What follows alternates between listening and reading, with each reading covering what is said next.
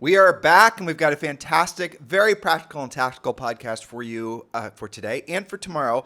What we're focusing on is your open house profit playbook, how to generate leads and seal more deals. Now, where are we getting back to the stuff that actually puts you into action and makes you money? Because this is the best time of year to be in action doing those activities, because most of your competitors are basting their turkeys. That's what you do with the turkey, right? Yes, you baste it, you carve it, you serve it. Yes. Exactly.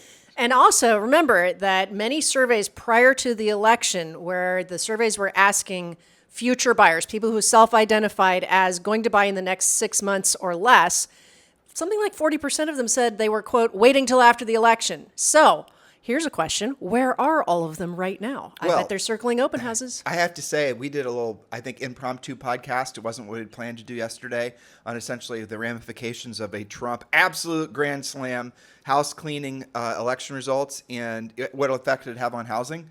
And the feedback we had on it was very positive. If you haven't listened to yesterday's podcast, make sure you go back and listen to it. We don't do politics on this podcast. We're tempted to, obviously, but we never do.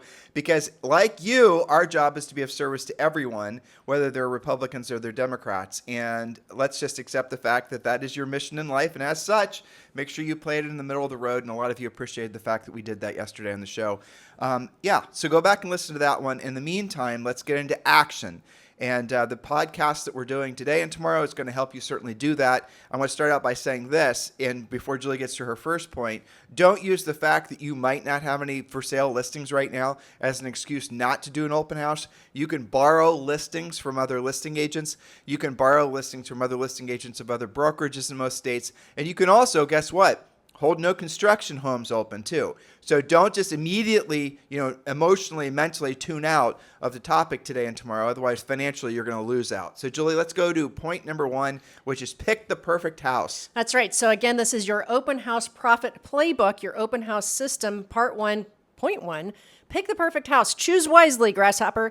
First-time move-up homes are the sweet spot. Think about great neighborhoods, popular school districts, and fabulous curb appeal. If the house is tough to find or has zero parking, multiple gates, complicated instructions, well, skip it, because you're not going to get any traffic in that situation. The old rule for that, and it goes for virtually everything in life, the more steps you ask someone to take, and I mean, and for the sake of going to an open house, we mean it quite literally, right? Mm-hmm. But the more times you guys have to click, the more steps you have to take, go to this website, go to that website, the less likely you are to get past the first step, and that's especially true in open houses. So really important that if you're in an area where it's got just an absolute ton of condos or apartments, and there's doormans, and there's park here, walk 15 miles this direction or that direction, you're probably not going to have very many takers to your open house. So plan accordingly and choose wisely. Choose a building, if you're in that scenario, that has the least resistance to get to somebody to the front door.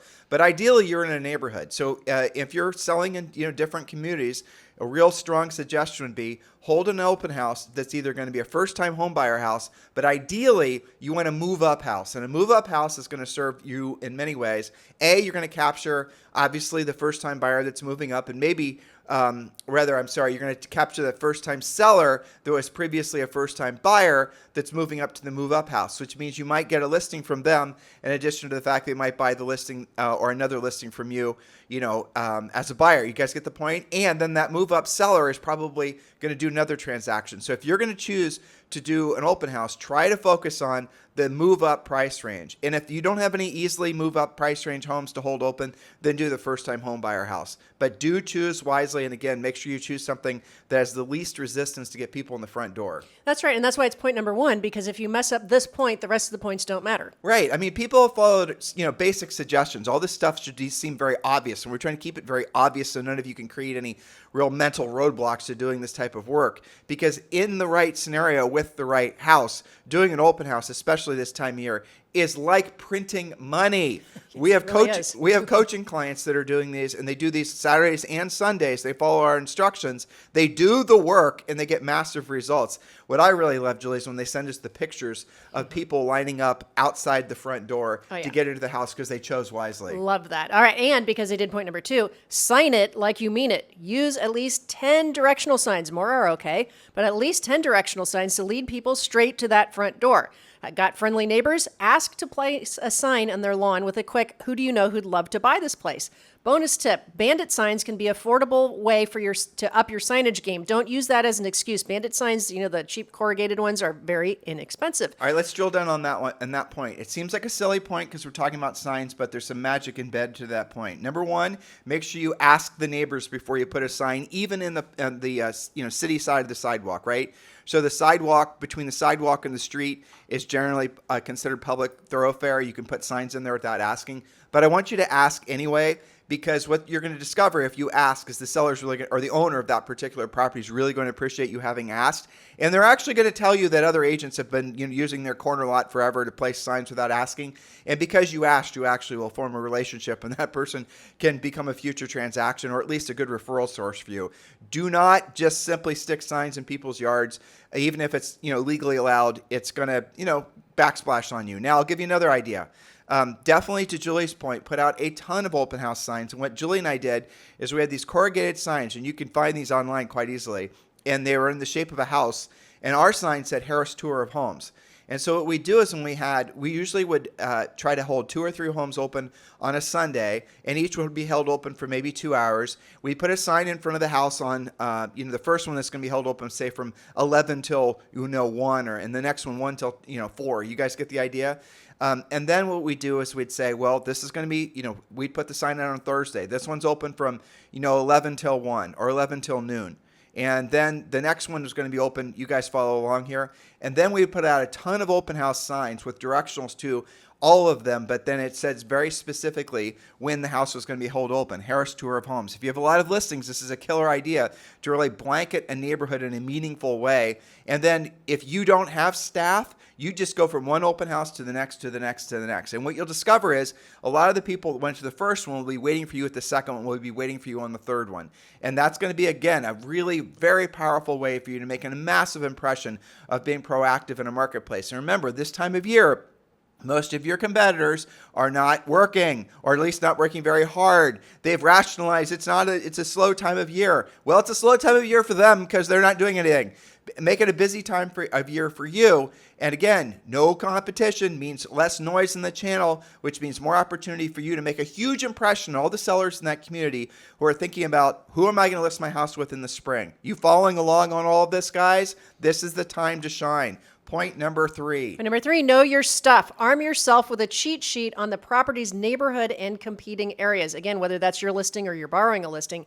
Know the following: the latest active, pending, and sold listings, the average days on the market for a house like you're holding open, and list to sell price ratios. Be the agent who knows their stuff, not the one Googling stats mid-conversation or saying, I don't know that, I have to get back to you. Know your stuff. Show your value. And don't be embarrassed to have to look at something. Always just if you're, worried that they're going to think ill of you because you have to actually check your facts, you can sort of, I think, say something along the lines of, well, let me check to make sure I'm giving you the right factual information. I want to be accurate for you, those types of things. That's fine. And I wanted to there was another point we should have had on here, Julie. You do a neighbors only open house. So what you should consider doing is if you're going to do an open house this Sunday, and let's say you're not going to do our tour homes, you're going to only hold one house open. You're going to hold open from noon till 4 or whatever. Go and make some nice invitations. There's examples of these on Premier Coaching. Make some nice invitations. It doesn't have to be fancy, but don't make it look trashy. And go and knock on all the neighbors' doors. And by all, I mean as many of the homes as you possibly can knock on. And do that starting on Thursday. And let them know you're going to do a neighbors-only open house. And the neighbors-only open house is starting at, say, 10 a.m. or 9 a.m. And then you're going to hold the neighbors only open from 9 till noon. And so they can pop by and, get to know you. You get to know them. And what else are you going to do? The people that show up are probably going to be the ones that are thinking about putting their houses on the market in the spring. So again, killer opportunity for you to really set yourself apart in that particular community. This is how you dominate going into the spring. Imagine how many listing leads you're going to have if you just follow one of the ideas we've given to you so far. That's right. Well, I have to give you an example and a great shout out to Kristen Holly in Fort Worth and her husband Greg, who also recently got licensed and joined the Kristen Holly team. They're doing this together now. Kristen has not 1, not 2, not 3, but 4 listings, not just in the same neighborhood, but on the same street. Why? That's awesome. Because she does all of this stuff. She typically door knocks. She door knocks before the open houses. She invites neighbors. She does the neighbors only open house.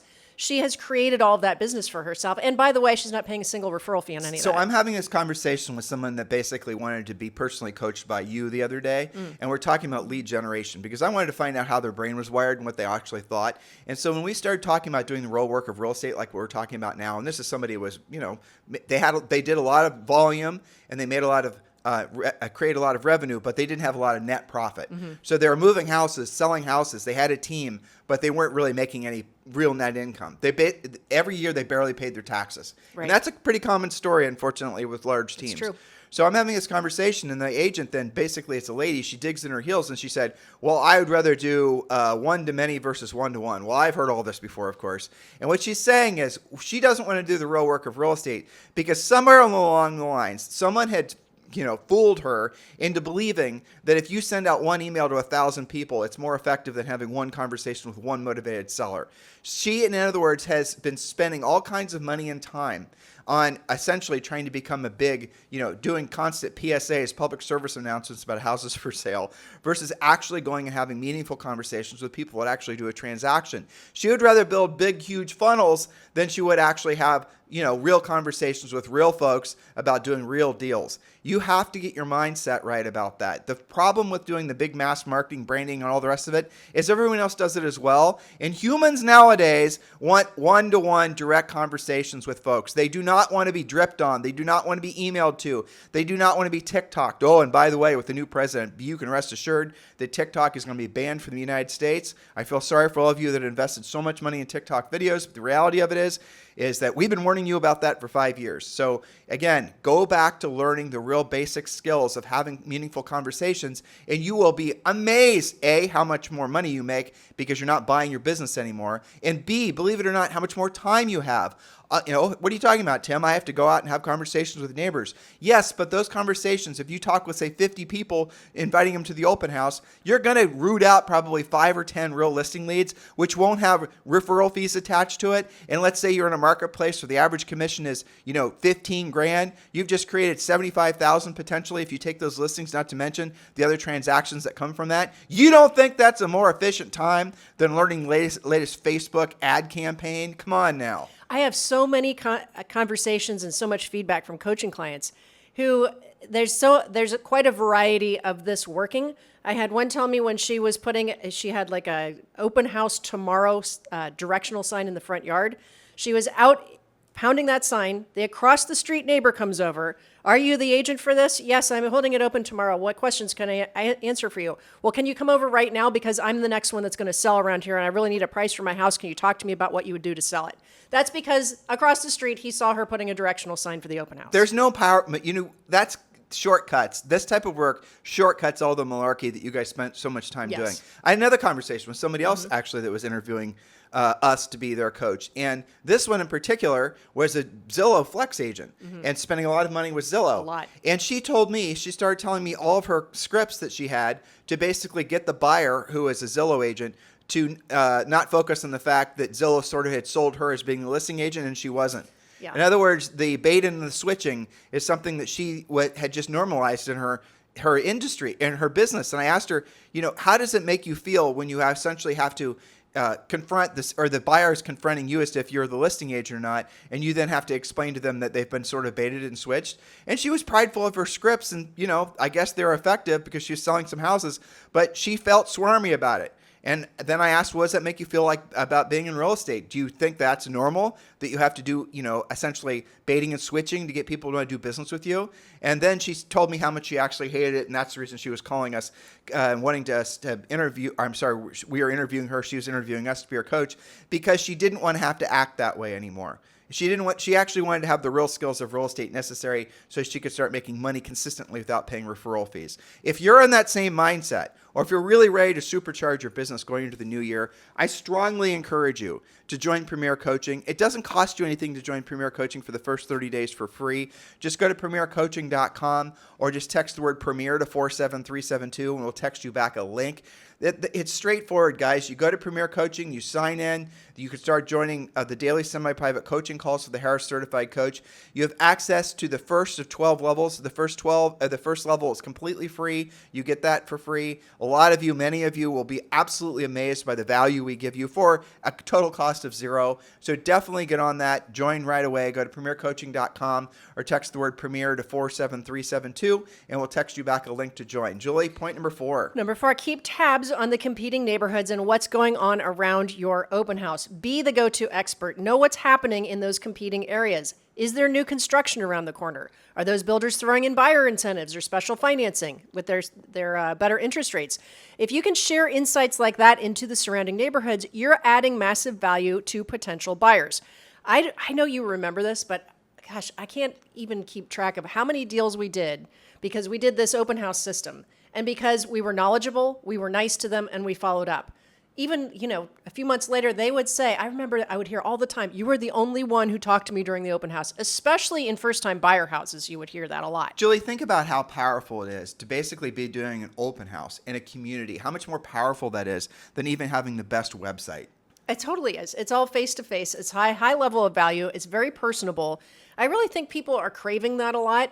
People spend Consumers so much time online. It is one of the reasons that the neighbors go to open houses. Well, let's look at also, and I know we have 3 more points, so we'll get to those in a second, but if you look at, for example, the nature of the buyer that's going through open houses. Mm-hmm. Now, if it's a first-time home buyer type open house that you're holding open, you will get a fair amount of looky-loos. But if you go to the, people that haven't even been to a lender yet, probably aren't qualified. But if you're going to the, the move-up price range type house, you already know they qualify because they've got a house and they probably have a ton of equity. You see how that saves you a lot of effort, worrying about whether or not you're spending time with buyers who can actually transact.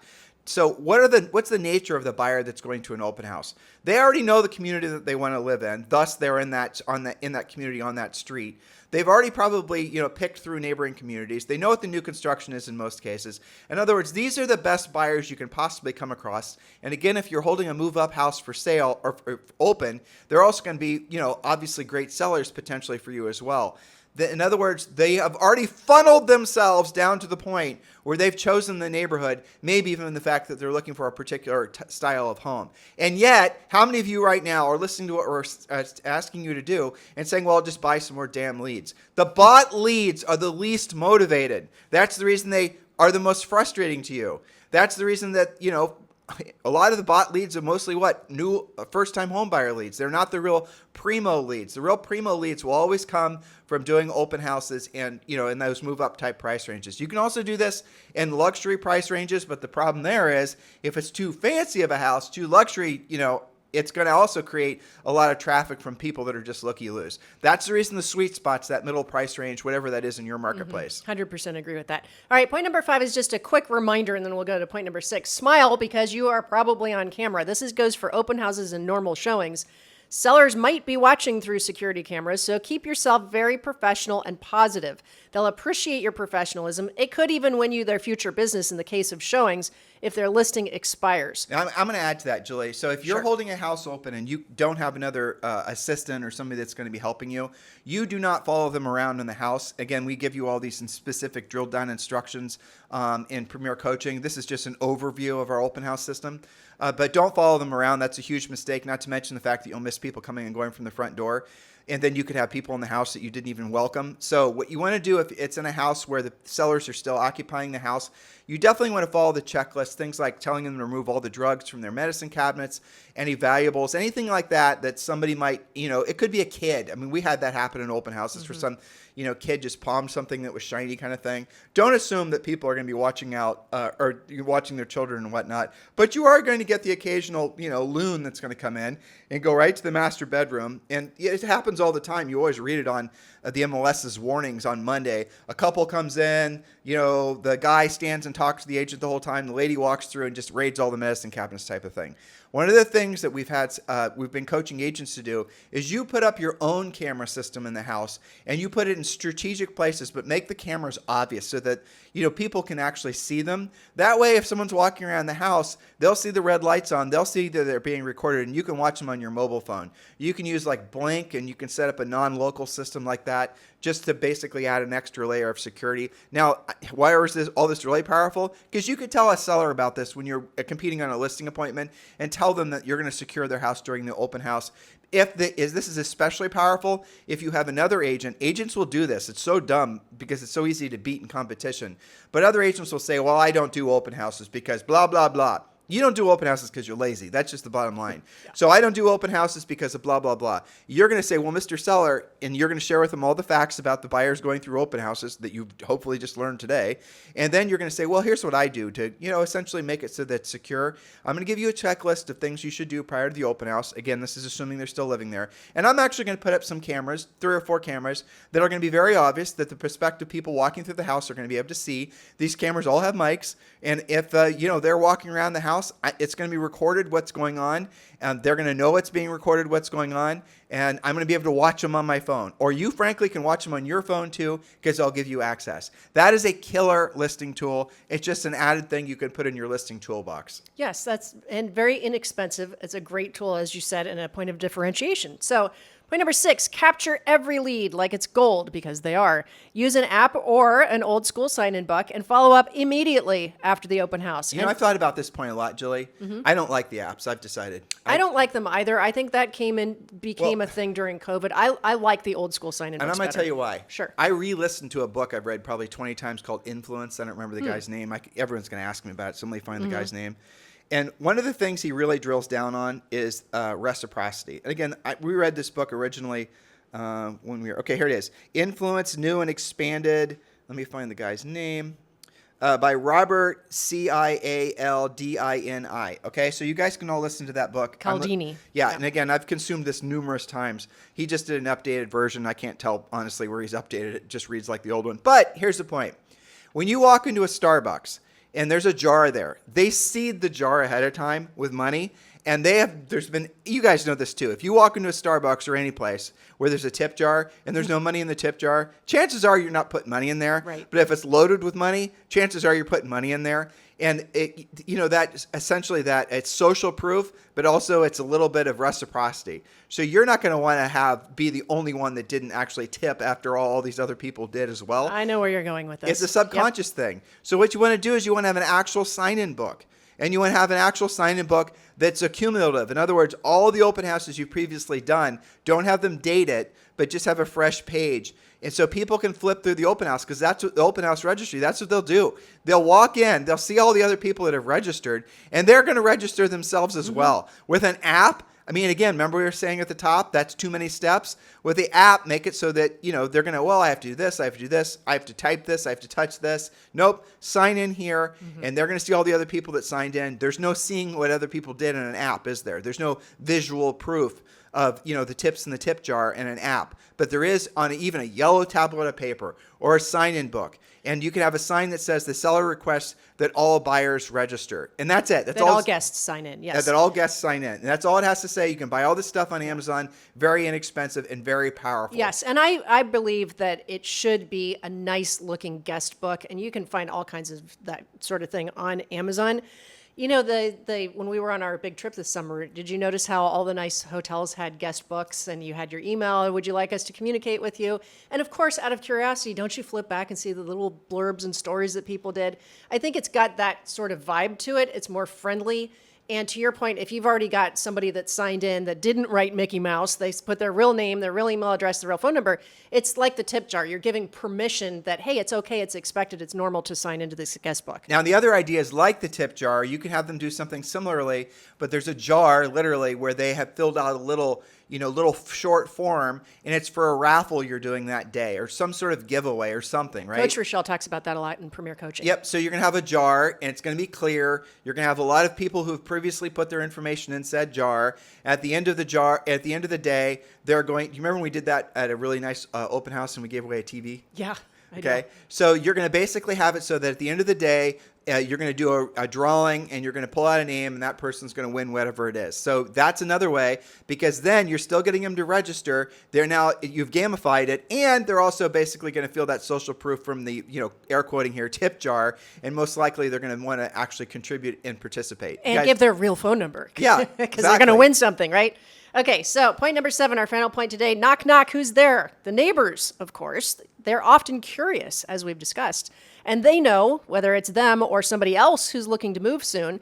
So, and you touched on this earlier, door knock the day before, door knock the day of. Who do you know who you can turn into your neighbors? Who do you know who would love to live in this neighborhood, who I should be calling and inviting to the open house? It's a friendly way to introduce yourself and to build rapport and to get those very obvious free leads. Don't overanalyze anything that we've told you today. Don't over worry about the points. And don't over worry about the scripts. Don't over worry about anything. What you have to do is go out there and just be yourself, being a real estate professional. And if you have any sort of head junk about that, the only way ultimately you're going to fix your mindset about your resistance to go out there and be yourself as a real estate professional is to go out there and guess what? Be yourself as a real estate professional. And when you see yourself, hear yourself, feel yourself, answering people's questions and essentially interacting with folks, even if you're a keyboard jockey and you've been generating all your leads online, something magical is going to happen inside of you. You're going to have a switch is going to be flipped inside your brain, and you're going to say, you know what? This is actually quite enjoyable. It turns out this is a hell of a lot more fun than wasting all that time building funnel after funnel after funnel. I actually can go out there and generate referral-free leads so that you guys run a funnel. You got to run ads through the funnel. Otherwise, what's the point of having your funnel? Then you got to spend money, and then you got to wait, and then you got to tweak, and then you got to A/B test, and then you got to make sure your copywritten's right. Also, that's not just your lead. It's not just your lead. That same person that you're funneling from the ad that you ran, that you then had to spend a whole bunch of time trying to get the ad to run. Oh, I bought a bunch of ads. A whole bunch of people bought the same ads. They're all running the same ads. They're all going to similar funnels. You guys get it? If you want to make it so that you are just like everyone else and there's no way to differentiate you in the marketplace, do what everyone else is doing. If you want to make yourself obsolete and irrelevant, essentially appear like what everyone else appears like. You're basically a commodity at that point. There's nothing special about you. Special comes from the conversation I had with an agent when she was putting a sign in a yard and she was inviting me to the open house. That is a connection that is so much more powerful than the best written email. Come on, folks, you know it's true. This is the best time of year to do the real work of real estate. We strongly encourage you to listen to tomorrow's podcast. In the meantime, and that's for day 2 of today's topic. In the meantime, make sure you join Premier Coaching. Just go to premiercoaching.com. Premiercoaching.com is your source for all things that you need to make 2025 your best year in real estate. Have a fantastic day. We'll talk to you on the show tomorrow.